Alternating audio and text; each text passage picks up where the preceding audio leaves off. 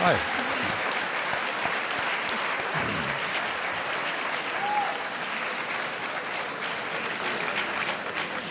Welcome to Steve Coogan. So,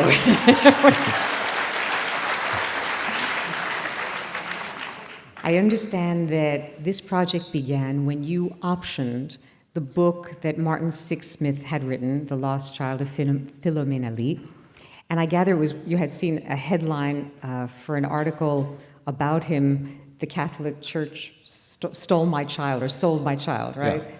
At the time that you decided this would make a movie, did you intend to write the screenplay?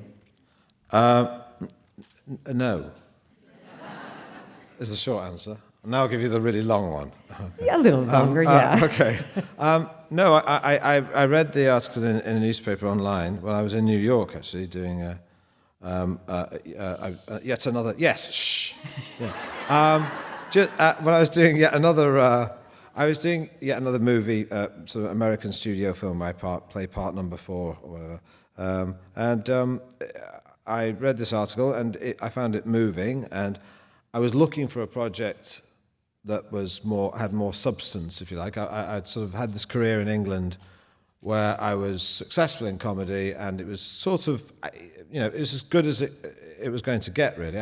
There's nothing I could do apart from repeat myself in terms of comedy in the UK, and I had an interesting career working with people like Michael Winterbottom, but I wanted to do something different myself, and so I was looking for something, anything really that was about something. And when I say a film that was about something, I meant there was a lot of things that motivated me. One was that it was a story that moved me. I felt connected with it because I'm half Irish, and my mother was the same age as Philomena, and I just thought it wasn't a gargantuan story. It was quite a small story, but it was something that I thought was I thought it would resonate with people because it was about a mother, and everyone's got a mother. So I knew that it might resonate beyond just my own experience. And then it was I had an idea. The story itself, I optioned the book. I bought the rights to the book, but the book itself, when I read it, actually didn't appeal to me as much as the article in the newspaper and the story that went with it. Was a photograph of Philomena and Martin sat next to each other, and they looked like such an odd couple. I thought that was the story I wanted to tell. I wanted to tell the story of this couple looking for the son.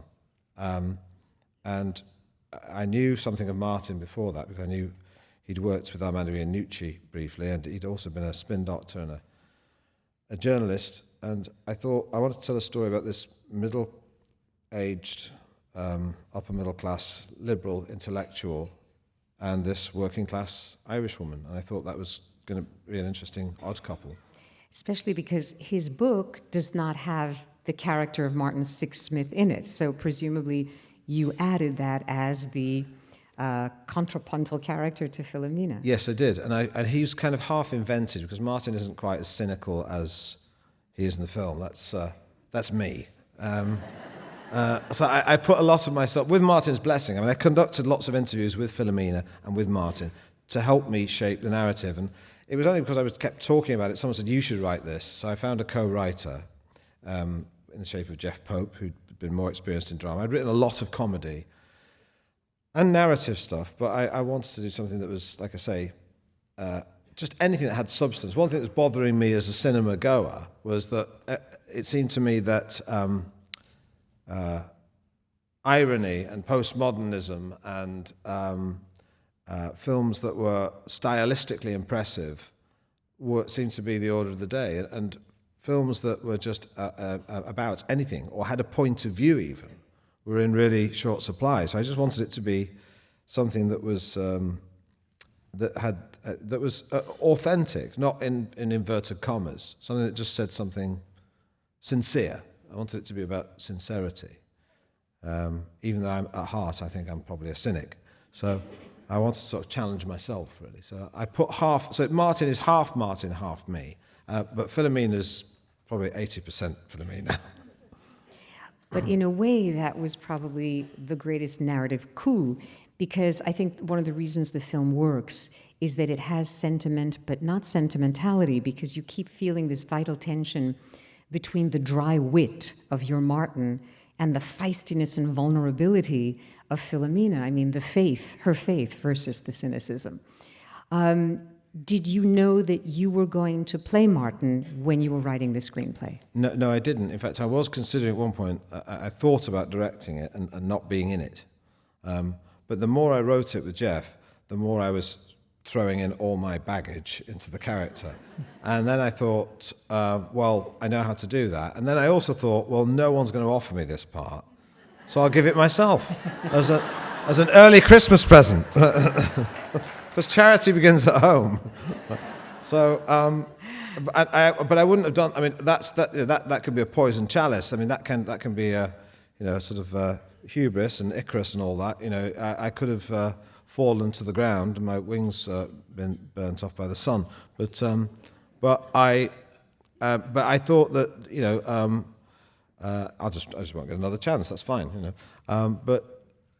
It was something I thought I could do because I felt very close to it, and I felt a lot of the lines I was giving Martin were things I could say. But it's not to say that I just imposed myself on Martin. I spoke to him. He did feel slightly narcissistically sort of maudlin and self-pitying when he was fired, and felt badly done to, and that was his state of mind when he met Philomena. And so I asked him questions.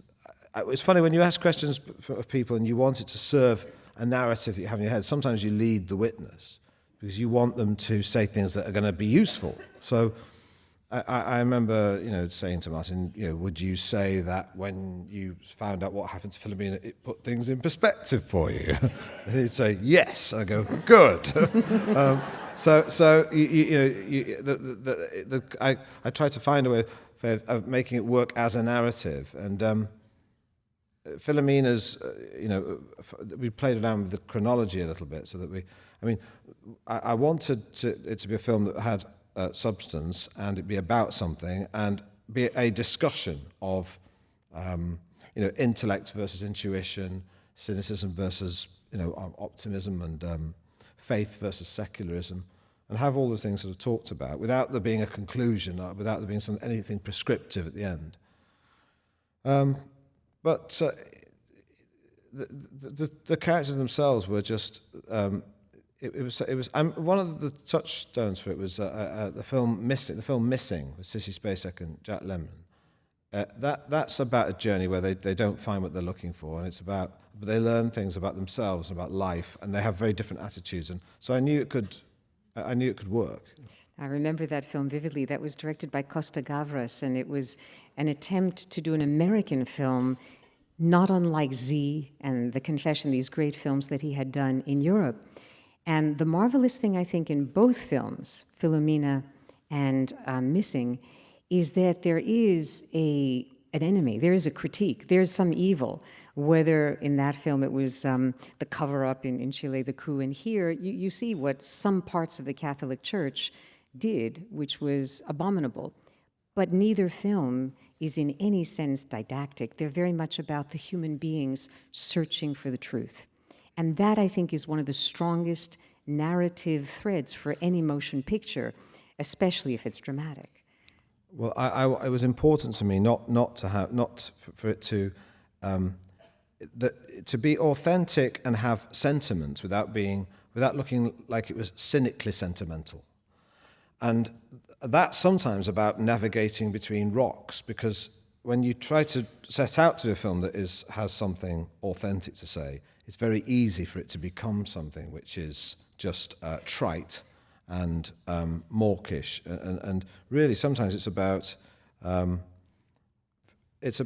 playing sort of a video game where you're trying to avoid being zapped by all these things. You have to sort of find a way through, and I would always be feel when we're writing it, aware of, okay, we're in a very dangerous territory now, because this could be badly done. This could be sort of awful.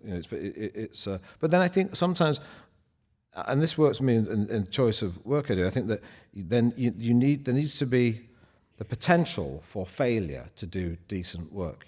That almost has to be inherent, I think. There's a potential for failure to do something which is ambitious. And I wanted it to be a authentic, and also I didn't want it to be depressing. And I didn't want it to be one of those films that is important but is tough to watch.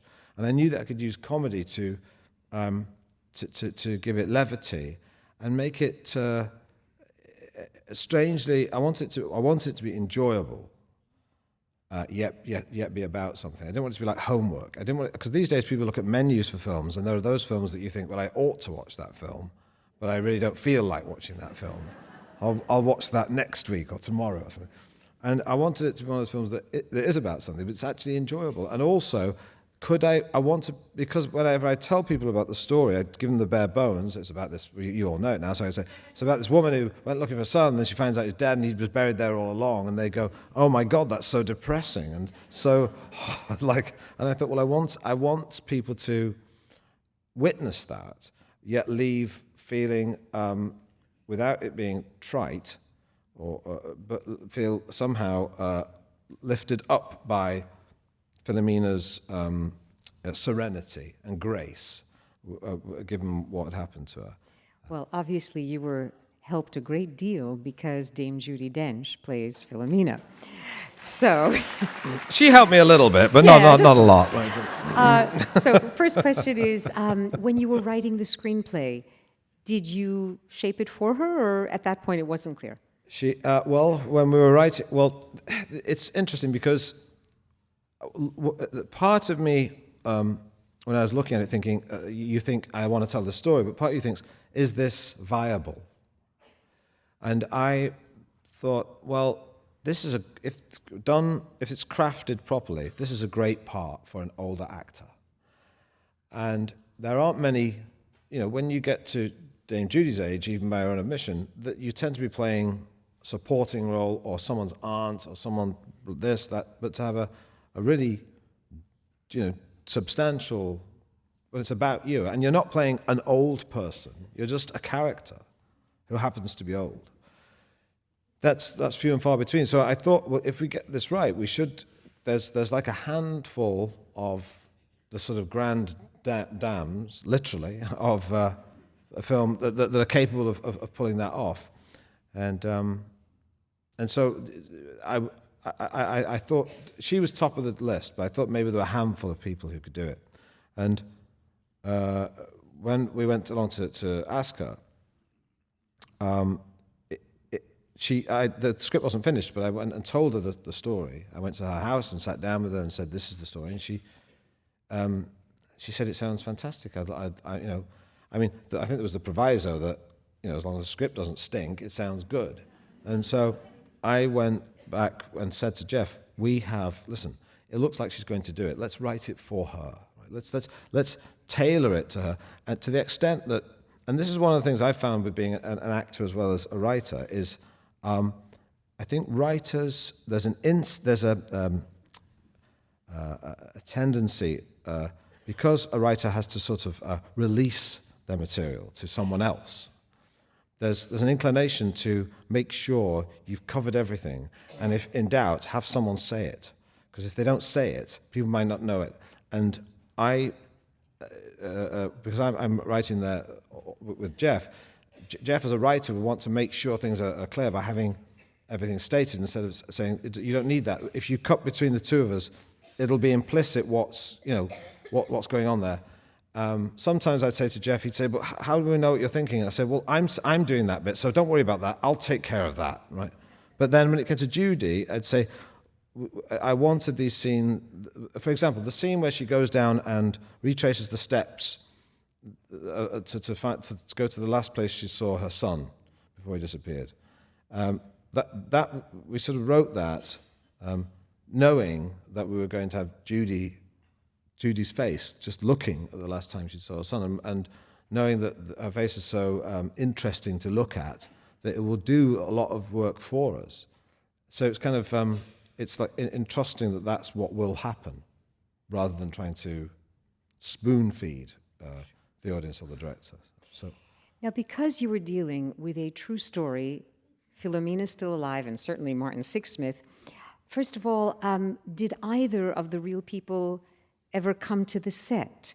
Did Philomena Lee meet with Judi Dench?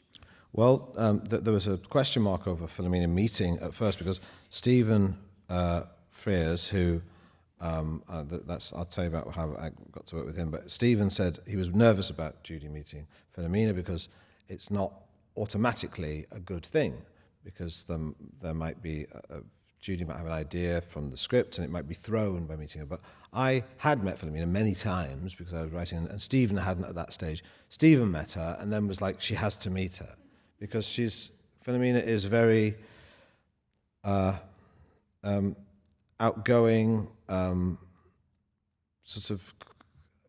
she wears her experience quite lightly on her shoulders, and she's very much a sort of glass half full person, and she likes to talk a lot, and she likes to tell stories, and she's just interesting, and charismatic, and enjoyable to be with, and it's funny. So Judi met her and did talk to her. I obviously met Martin several times. That was slightly odd because I was interviewing Martin as a journalist to ask him questions about when he discovered this at what stage. Then I was also saying, look, you're part of the story, so I want to ask you personal questions.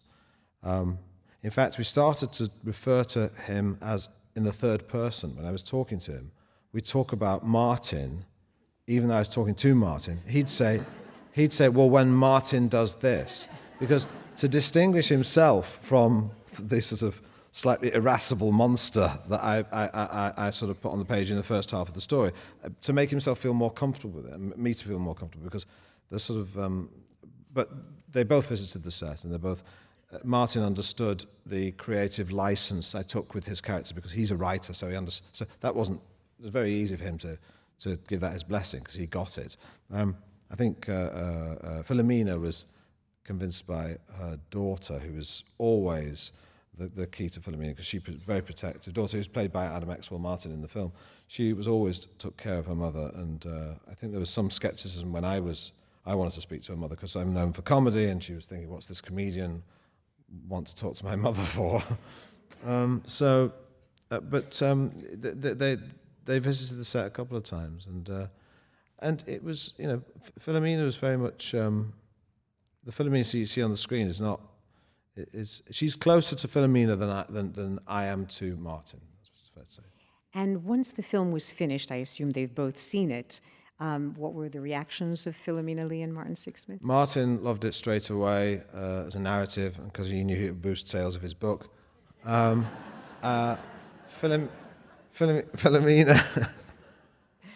was first time she saw it, she was watching it with her daughter, probably slightly discombobulated with, well, that happened, but then that didn't happen, but then that happened, but then that didn't happen. But once she saw that she was honoured by the narrative, the second time she saw it, she loved it because she wasn't watching it worried. And then the third time she really loved it. And now you can't stop her talking. So there's a journalist there. She just walked straight up to them. Yeah. And you said we would get to this in a moment. At what point did Stephen Frears enter the picture? Because I'm curious whether you had already gone to Judi Dench and gotten her interest, or was it Stephen first, with whom she had in fact worked 3 times before? No, but no, because Stephen was one of the people we were interested in, and was a great choice in the end because Stephen is able to do. His films are very disparate, and he seems to serve the material, which is really great. But he also manages to take films that are, if you like, eclectic and have their own characteristics, but make them accessible and not make them too esoteric, and to take things that are unusual and make people like them, which is exactly what we wanted for this film.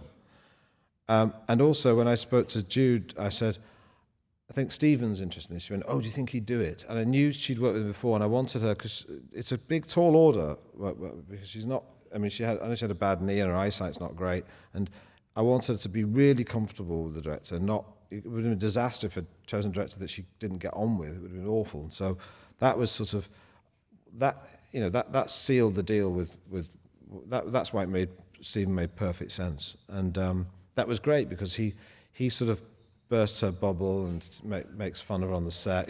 If ever she was slightly difficult, he'd say, well, has anyone got Helen Mirren's number?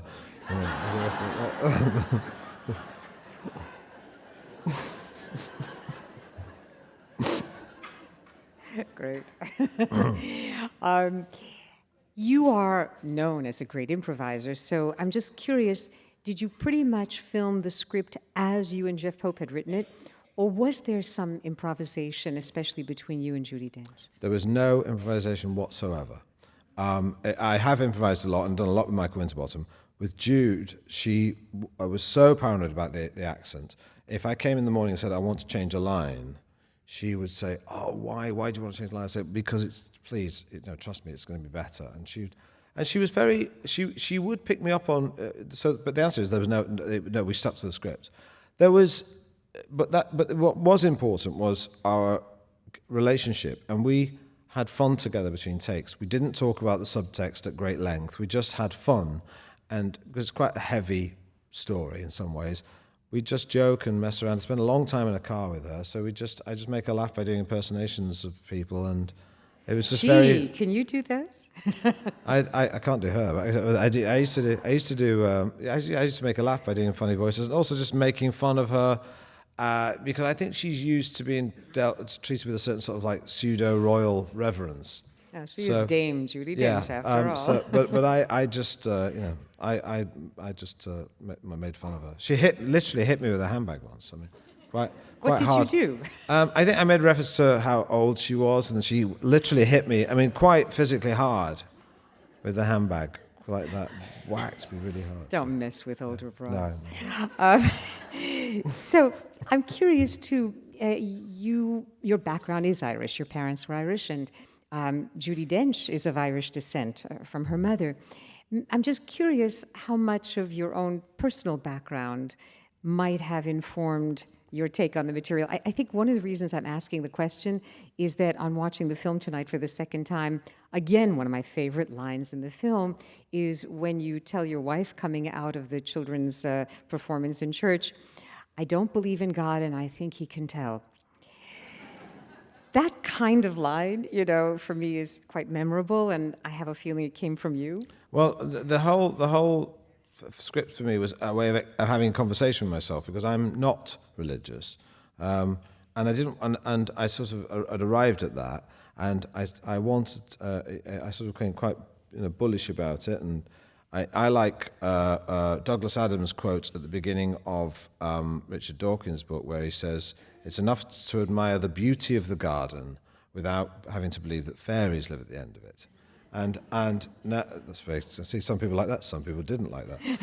But the important thing is this: so I'm not religious, but my parents and people in my life are religious, and they're people I love and they're people I respect. So I wanted to acknowledge that duality, that you can hold views and have a worldview that's different from people very close to you, and you don't have to win that discussion. You don't have to win the arguments. You can accept that people have this different view and find commonality in it. I mean, many of the values I was raised with were raised as a result of my Catholic background, and they're values that have taught me, ironically, to question religion, in fact. But I wanted to, my critique, if there's any critique in it, it's on the institution, the church as an institution, not on people of simple faith. And I spent all my summers in Ireland, and I saw lots of people who had simple faith, and they're very dignified people. And in some ways, the sort of scandals that have engulfed the church, some of the victims are actually beyond the literal victims, are those people who lived these quiet, unremarkable lives, philanthropic, altruistic lives that go unnoticed. And they've, in a way, been betrayed by the sort of misbehavior and misdeeds of the hierarchy. Mm. One question. The film shows you a lot of Philomena in the present tense and the past tense when she was at the fair with the young man. but it kind of leaves out about 40 years. And I was curious what had happened. For example, there's no mention of a husband. We don't know if he's alive. Could you just tell us a little bit, and was there any more that you did shoot and decide to take out, or were you just not able to show aspects of Philomena's private life? Well, you're right, there's an awful lot more there. She did marry some years after when she left Ireland and returned to Britain, still wounded after having had her child taken from her. Became a nurse in England, met a man, married him, grew up, had children with him. Had a son, a daughter who's actually in the film, her real daughter. And then she divorced that man. She's now with someone else she's been with for the last 20 years, 30 years. I'm not sure how long, but she has had this life. But during all those years, the reason we had to choose what we include in our narrative, but all those things that happened, we skip out the years where she kept Anthony a secret, effectively. So from the time he's given away to the time she acknowledges it with someone else, which is her daughter, she told over she'd had a few too many drinks on Christmas about 10 years ago, and said, and it was on his 50th birthday. That's literally true. We took that and said he would have been 50 today, and started talking about this son that she'd kept a secret. So we felt that was an appropriate omission for the sake of telling a story in 90 minutes, is that there's this life she could have had. Similarly, we don't go into any great detail about Anthony's life in America, which in some ways is the more remarkable story, because he did become chief legal counsel to the Reagan and Bush administration, which is in itself incredibly remarkable. That's another movie in itself. A gay Republican. Yes, that's another movie. It's not a unique story, but certainly so we had to decide what it is we tell them. And the one thing it was also, I talked to Martin about his own mother, who died around the time just before his book was published. His own mother died, and he talked about how that had affected him. And I wanted to make more of a correlation between his dead mother and Philomena, him not having a mother and her not having a son. But that's I think that there's an inference of that already anyway in the film. Well, there's that marvelous scene where Martin has to get the concierge to enter the room, and he has to say, "Mom, Mom," Yeah. And I think that scene encapsulates the filial concern that Martin is starting to have for Philomena. Now, I'm wondering, obviously, you've had such a rich comic career as an actor and writer. Has doing Philomena given you more of a desire and more of an opportunity to now do more dramatic parts? I think yes, but not solely in terms of acting, because I just want to do stuff that has more. Comedy to me is much more interesting as a tool, as a device for sugaring the pill of more difficult topics. That's more interesting to me, is to use it in that way, and I think it sits very well. Billy Wilder never shied away from putting comedy and tragedy right next to each other, and that's sort of what I feel is what attracts me now, is the possibility of, and also this was sort of an experiment. I just did something I wanted to do to see if anyone else liked it. Really, I didn't listen to any advice. I just decided to pursue something that I liked, and I wanted to do something that was, as I say, had some substance. It certainly made me feel like I want to sort of tackle other topics and approach subjects that normally wouldn't be approached, and make them accessible. Because I think there's this, because of the way the studio system works, is that things are delineated. It's either a stupid comedy, or it's a very worthy film, or it's a drama or a thriller, and comedy and tragedy to me, I like them when they're side by side. They're not odd bedfellows. They're very natural. There's nothing contrived about something laughing and crying the next second. To me, that's more truthful, in fact. Yeah, that's what happens in life a lot. But ironically enough, you use the word accessible, and I don't know how many of you have heard, but Philomena was slapped with an R rating from the MPAA the other day. And Harvey Weinstein, in his inimitable fashion, is fighting it loud and clear. The first salvo being a video that has hit with Judi Dench as M, the character that she has played in the James Bond film, facing the camera saying, you thought that I was dead. And she comes back and says, have you ever heard of the MPAA? So I just want, apparently it's just because the F word is used twice in the film that an R rating has been put on a motion picture that, as far as I can tell, has massive accessibility to all age groups. Do you have any feelings about this? Well, I'm going to see the MPAA later this week, I think, or next week. I'm not sure. To an appeal board. I've got to sit down and tell them politely why I think they might want to reevaluate it. But I think it's because there's an it's sort of these triggers that there's automatic things. The shutters come down. It's like a numbers game, and I think appealing against it is part of the process. So it's sort of. I think they almost anticipate that you will appeal, but it's just the system they have means that if you go beyond this number, then that comes down unless you appeal. So, and there's the two.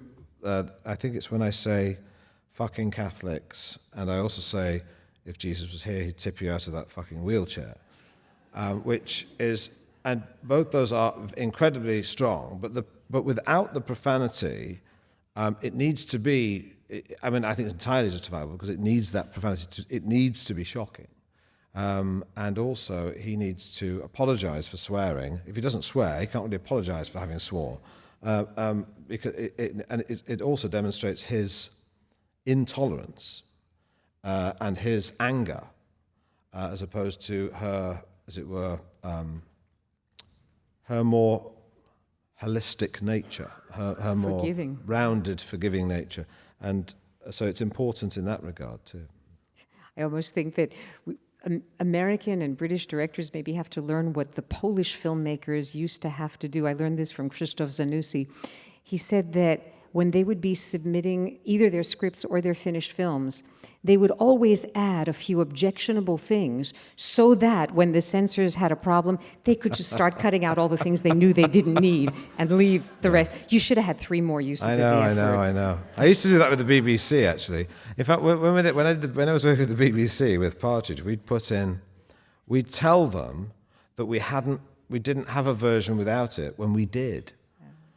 Just say, well, we haven't shot another one, so just wait, just hoping that they just go, oh, we're not going to pay for you to do another one. But just in case they said, well, you can't show it then, we would have filmed one, but we wouldn't admit that. But we never had to use the soft version because so now you know. There. Now, just a few questions that maybe lead back into other aspects of your career because we had the opportunity to watch a few clips. I mean, when I was asking about your extremely well-respected work in comedy and then now a little bit more branching out into drama.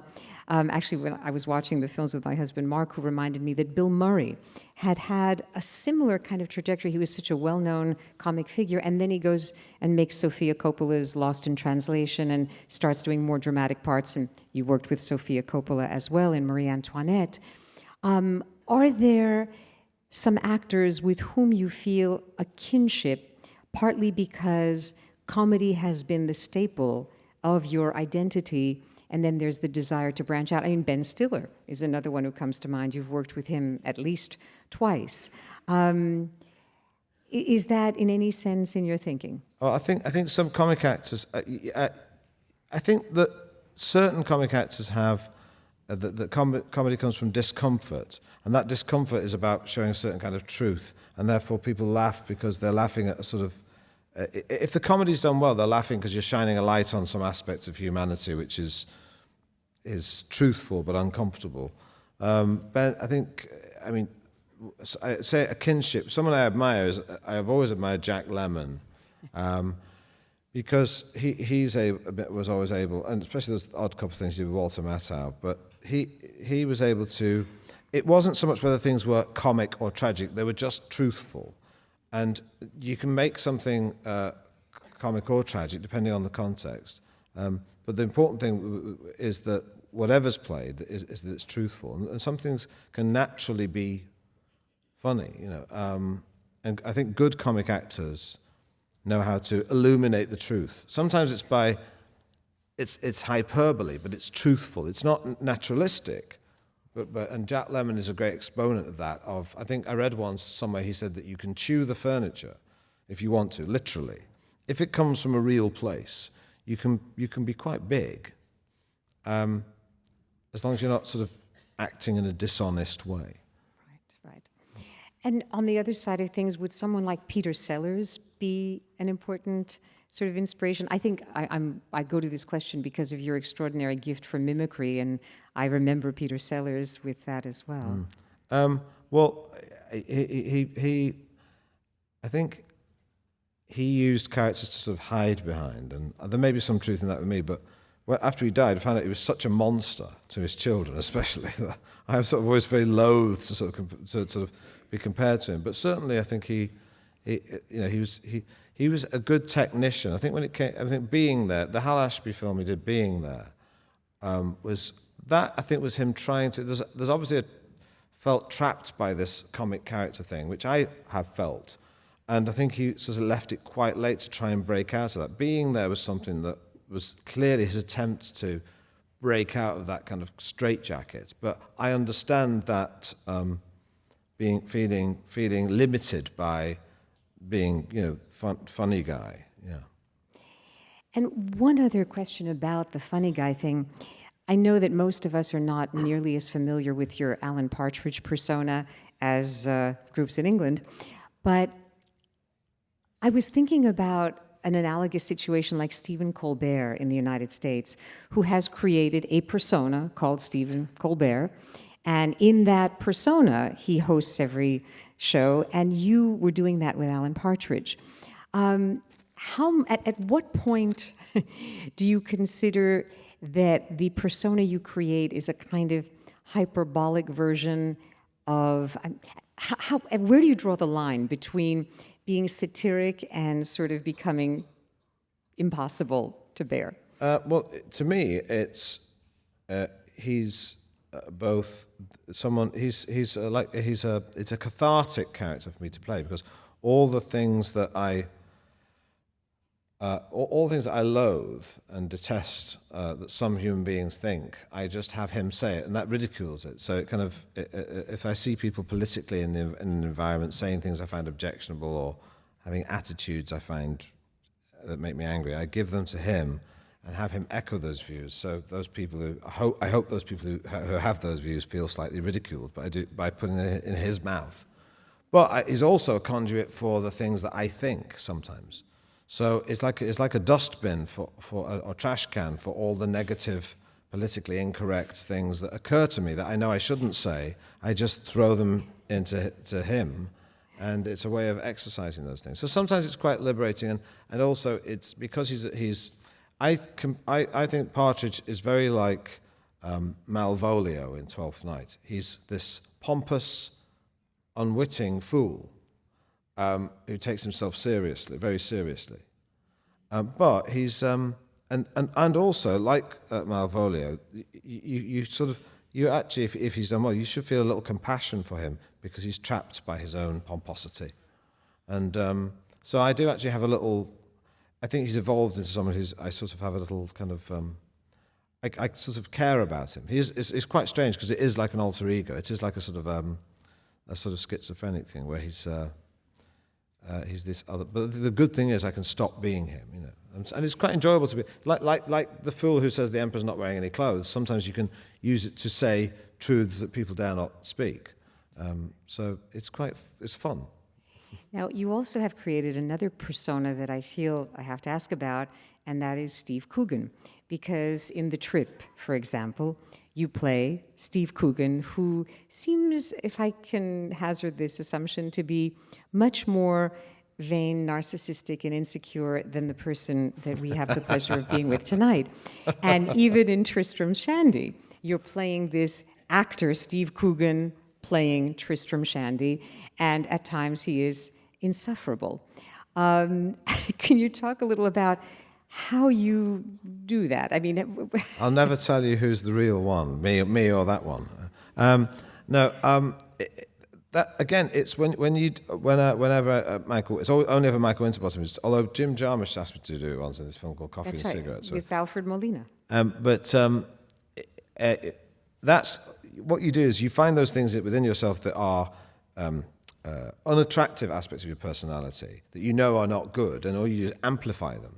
So you amplify all the negativity because it's just more interesting. I mean, for example, when I used to go for dinner with Rob Brydon when I was doing The Trip, and we've just done another one, in fact, in Italy. In Italy? Yeah. Is it finished? Yeah, it's all finished. It's all and it's basically the same, just with better food and nicer scenery.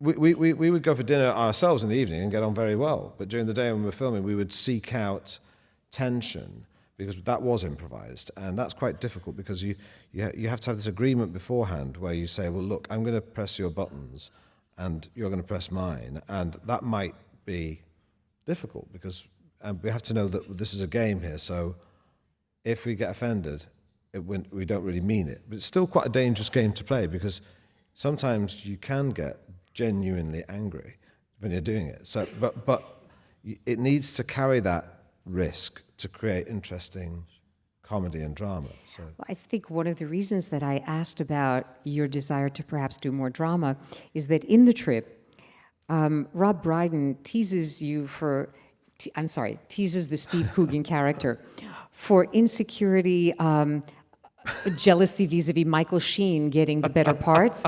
For example, that he got to play David Frost. By the way, I could picture you playing David Frost. that makes it worse. Sorry. Did you audition for Frost Nixon by any chance? I did, but not for the John Burt part, actually. Not for the David Frost part. Sorry, have you finished? No. I was just bringing that up as button pushing. It is. The thing is, I remember improvising that scene, and sometimes if you say, it's that weird thing where the naked truth is sometimes that you get points for honesty, even in the narcissism. So I think there's a scene where he says he needles me by saying, as all actors are, when you tell them how good another actor is, to the point of nauseam, and he kept saying to me, Michael Sheen is so good in that part. And I said, yes, he's good. I tried to diminish it slightly by saying he's solid. And he says, no, he's more than solid. He's so good. He goes, he's brilliant. And I say, I'm fucking brilliant. Which is sort of, I think, what all actors secretly think but never say. So it's, but I mean, in a way, because in doing a part like that, you kind of make them not true by saying that, like, because you lance the boil of that insecurity by giving it a voice and mocking it, so that stops it there. So in a way, playing with those things about yourself, it becomes a sort of weird sort of therapy because they're then your demons are no longer demons because you've just thrown them all out there in front of you and you've sort of trampled on them. Wow. It's a good exercise for a lot of us to try, I think. I'm going to take some questions from the audience, and what you just have to do is raise your hand high so that I can call on you and then repeat the question. We've got one here, one there, one there, and one there. We'll start with the gentleman here. If anyone feels they have to leave and get to the babysitter, do it very quickly and very quietly. Sir.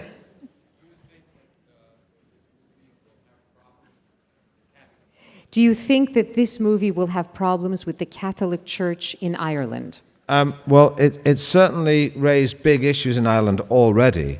It's been released there. There have been TV shows, there have been kind of debates on TV shows about it. Some people have someone sprung to the defense, for example, of Sister Hildegard and said it was unfair the way we depicted her in the film. But then a whole group of other people came out of the woodwork and said that they had similar experiences where they had been faced with this obstruction and obfuscation from the church with regard to trying to trace their children or mothers. So it's raised a big issue. But I think some actually members of the church have actually been incredibly supportive about it and saying, well, for example, in Venice we won 2 awards beyond the screenwriting award. We won an award from a Catholic organisation who said they found the film was the award's named after a Jesuit priest who's no longer with us, who was a film critique, and it's given by this group of Catholics for their favourite film. But we also received an award from a secular organisation for the same film. So I think we must be doing something right. But certainly, I think there may be some more conservative members of the church who will do as they always do, is adopt a kind of siege mentality. And I think there are other members of the church who said, because they realise that, as I say, people of simple faith are dignified by Philomena at the end of the film. Those people have seen it as actually holding out an olive branch to the church. And in fact, if the church has any future, it's in the serenity and grace of the people within it, like Philomena, rather than the church elders. There was a hand here. Yes.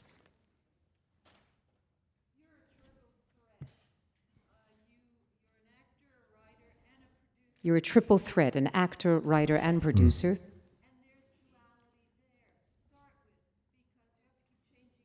There's duality there to start with because you have to keep changing your hat.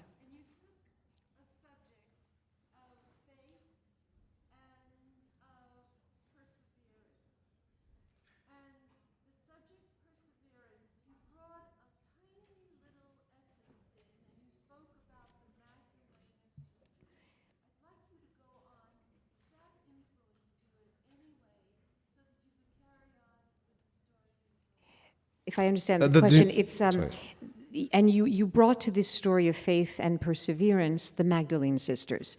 How did that shape the tension? How did that material allow you to go forth to deconstruct Philomena's story? Well, when you say the Magdalene sisters, you're referring to the film. Yes. That film was a very powerful film. But and it was an angry film, and rightfully it was an angry film. But I didn't want to do what I felt would be a polemic piece, where, as so often happens with films that are too angry and aren't framed in a kind of I wanted there to be some sort of harmony in the discourse, even though there was an argument, and I wanted there to be a kind of a resolution, and for people to learn things or perhaps question things. I wanted people to realize that no one has a monopoly on wisdom, if anything, including myself, because I had to argue against myself in some of the scenes that were written in the film. But I didn't want it to be one of those films that preaches to the converted, because that often happens. But knowing...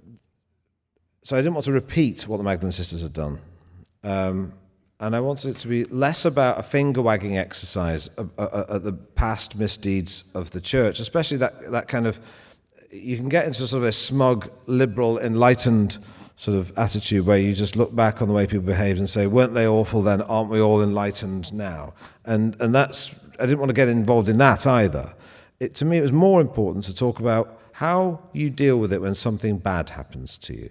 Something very simple like that. And also to have a discussion about, like I said, there's things of using Philomena and Martin to have a kind of an out loud discussion about faith and about intellect, and intuition, and that thing that Americans call folk wisdom, and about what makes you happy too, because Martin is incredibly enlightened and is incredibly well read, but he clearly isn't as happy a person as Philomena is, who doesn't have those things, and yet she has been through this terrible experience. And so all the film in that respect is just thinking aloud about those things, and not having any kind of Damascene conversion occur at the end, which I would have been very against. To me, it's funny because the scene that is most personal to me is when Philomena leaves the confessional box after I've berated and mocked her faith, and doesn't bless herself when she leaves, and I see that, and Martin sees that, but that's very much my inner sort of monologue. That is, he sees that and is mortified that she might be losing her faith, and that's the paradox of, I think, certainly of someone like, is something that I feel personally, is that I'm not religious, but I wouldn't want the people in my life who I love, who are religious, to lose their religion on account of something I would say. And that's an important thing to recognize. And I think that sort of paradox is a very human paradox. And it's just about being grown up and being mature about what you think about things, and how to live in a world with people who think different things. Yes.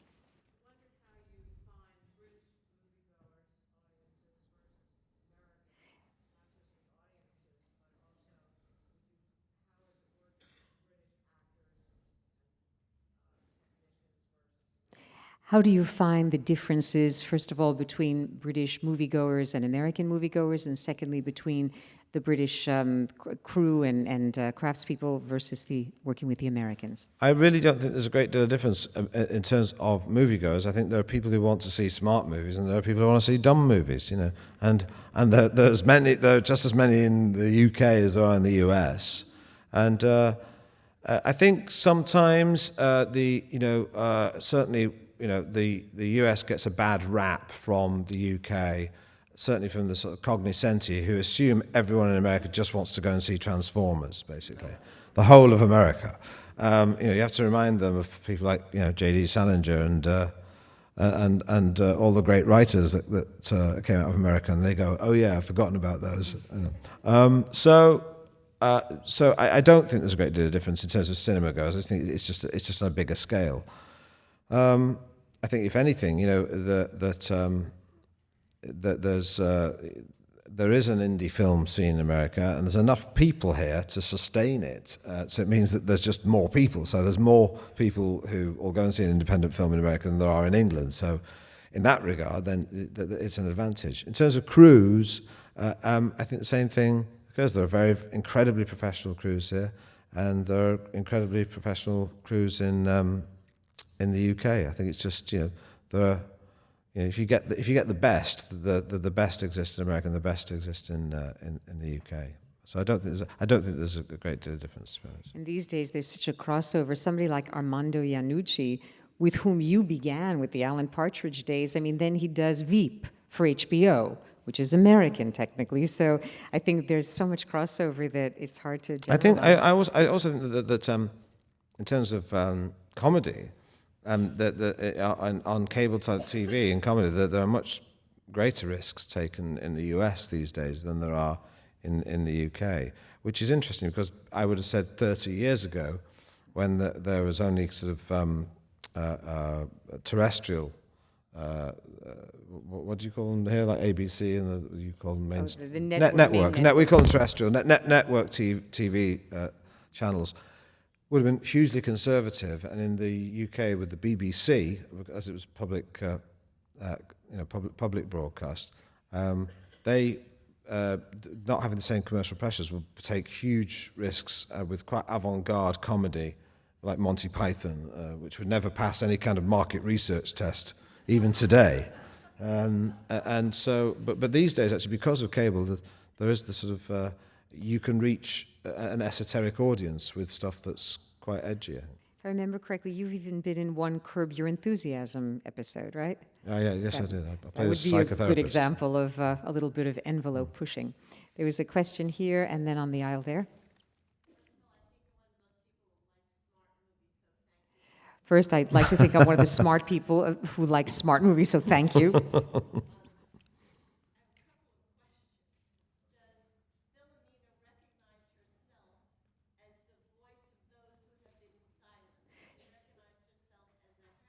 Does Philomena recognize herself as the voice of those who have been silenced and as a heroine?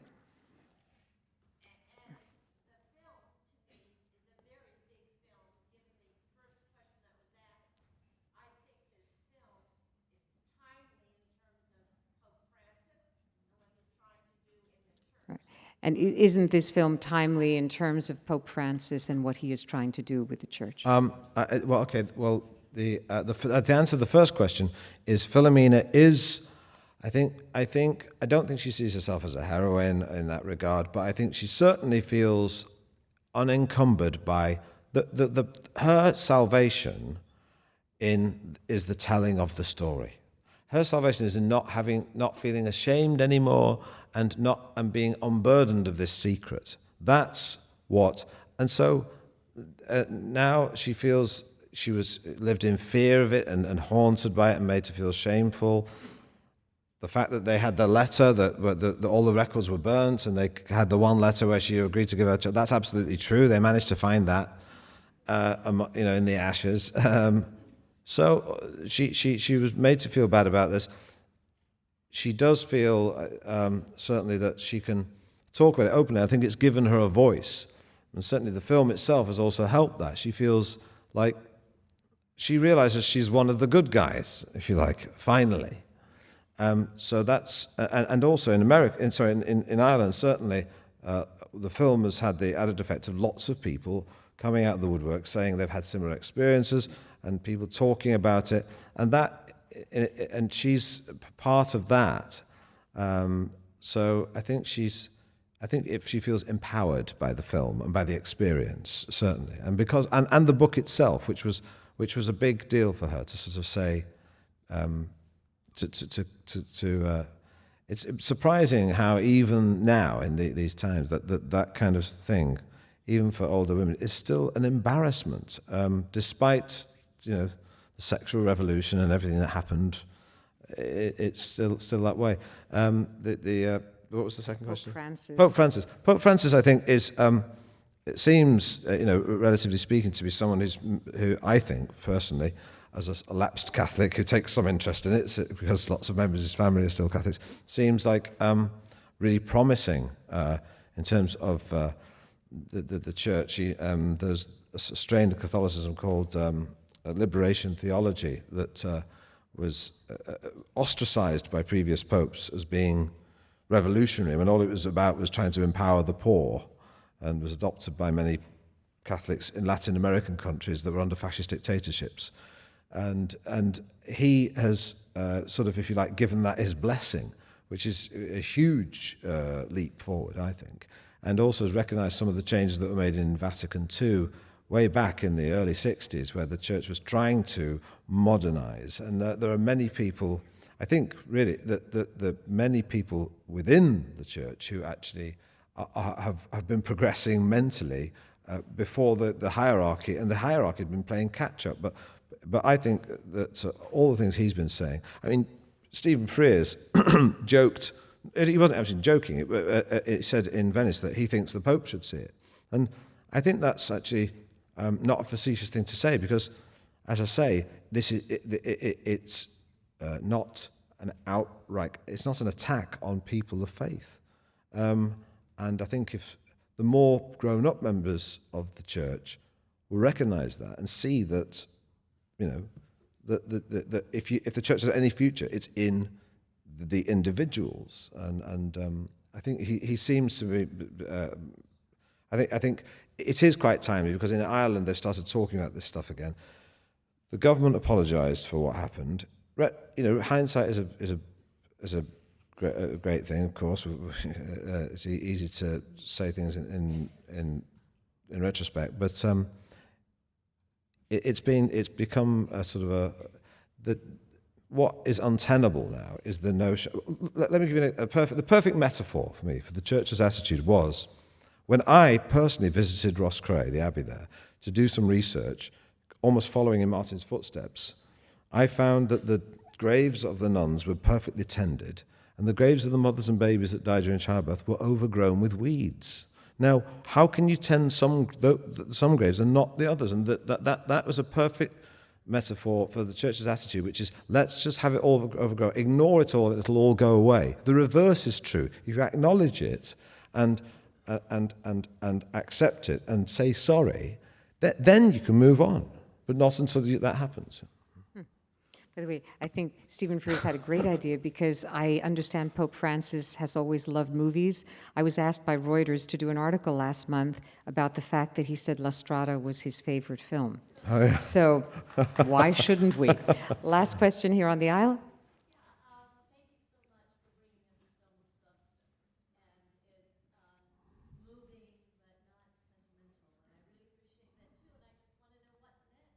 Thank you for bringing us this film of substance, so moving but not sentimental. What is next for you? Well, I think more films where I try to say things I mean without knowing that doesn't mean I'm some, Hollywood wuss, as you say. But the next thing I'm doing, I'm trying to write something which is semi-autobiographical. I want to write something about childhood.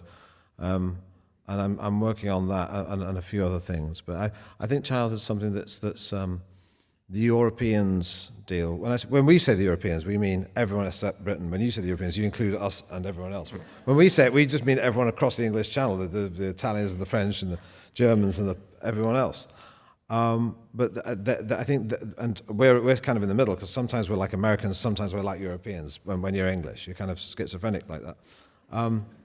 But I think I want to do a film about childhood, and in the way that the Europeans managed to do, in a kind of a mature way, they look at childhood through the child's eyes, and they're not just. I think Americans and the British kind of kids are either in kids' films or they're cute kids, but you never see things from their perspective.